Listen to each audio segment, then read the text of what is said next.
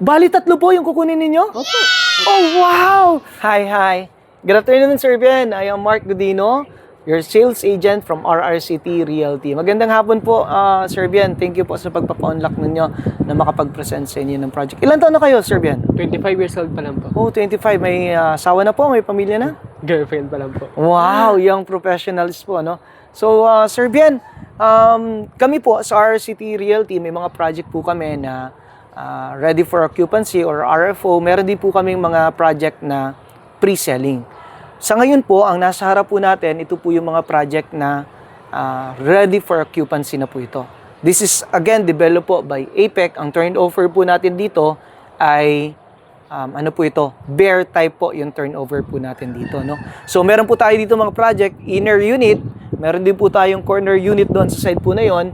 At meron din po tayong mga end unit. Let me explain lang po, Sir Bian, no? Gusto niyo po, explain ko lang po yung ano natin, yung property po natin.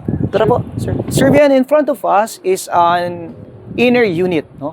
So ito po yung typical na townhouse project po ng APEC. Inner unit po siya. Ang lot area po natin is 36 square meter. Ang floor area po natin ay 44 square meter. At meron po kayong provision dito sa harap. You can extend 1 meter pa po dito sa harapan po ng property ninyo. At sa likod po, meron po kayong 2 meters doon. You can extend. No? Again, ang turnover po nito ay bear type. Ang kagandahan po sa bear type, Sir Bien, may kalayaan po kayo na mag-decide kung anong disenyo po yung gagawin po ninyo dito sa inyong property. No? So, may question po kayo dito sa inner unit, Sir Bien? Wala naman po. So, pakita ko naman po sa inyo ngayon yung end unit, Sir Bien. Tara po, dito po tayo. So, nandito naman po tayo ngayon, Sir Bien. Ito naman po yung end unit po natin. Again, yung townhouse po natin. At sa pagitan po ng dalawang townhouse ay may space po. Dito po sa space na ito ay hati po kayo dito. Ito, magkahati po kayo dyan, Sir Bien. Ano?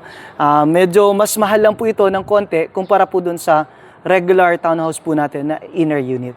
So, okay naman po, Sir Bien? Wala pong tanong? Wala naman. Okay, punta naman po tayo sa corner unit. Ito po.